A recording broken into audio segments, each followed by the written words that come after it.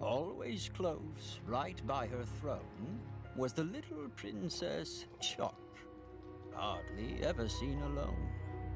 Where queen went, daughter would walk. Tsioque is a hand-animated 2D point-and-click adventure game by Ono Studio, which was released on November 7th of 2018. In it, you take on the role of little Tsioque, a young girl who's been imprisoned by an evil wizard, and try to escape the castle guarded by a cruel but dumb army of imps.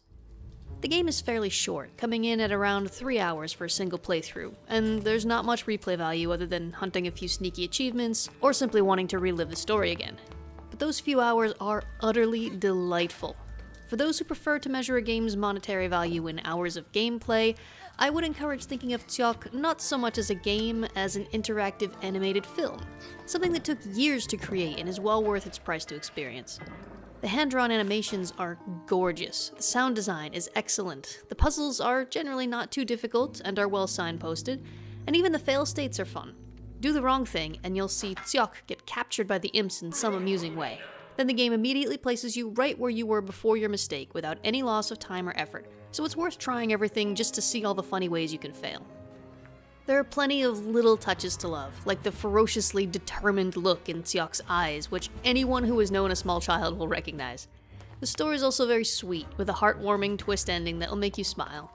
It's hard to say much more without spoiling some of the game, but trust me, it's adorable and fun at nearly every turn, and many of the puzzle solutions actually made me laugh out loud. There is no such thing as a flawless game, however, and Tsioque does have a few imperfections that should be noted. Generally, they're the same types of imperfections you find in many point-and-click adventure games, like slow movement times and unskippable cutscenes. It can take 10 seconds just for Tsioque to enter a room, and during that time you can't click on anything. The same goes for cutscenes. Sometimes you'll have to watch the same one over and over until you solve the puzzle. There was one right at the end which I found especially irritating.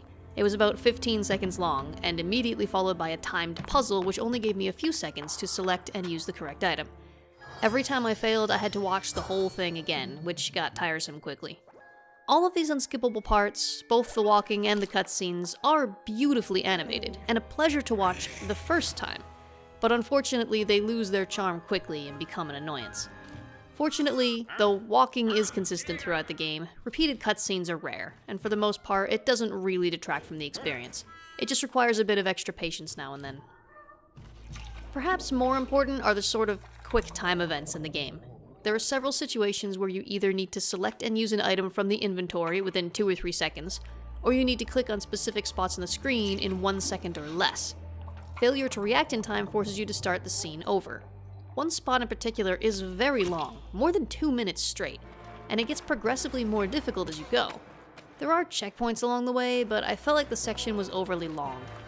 For the average player, these fast reaction areas are not likely to be a problem, but I'm all about accessibility, and while most of the game is very accessible, and even color-based puzzles have other visual clues so that colorblind gamers won't be left behind, these parts will be a barrier to players with mobility issues or who struggle to react quickly to prompts. Perhaps the most unfortunate consequence of this is that it will make the game difficult to play for small children. The rest of the game should be very playable by children, and though it contains some cartoonish violence and depictions of drinking alcohol, it's generally quite family-friendly.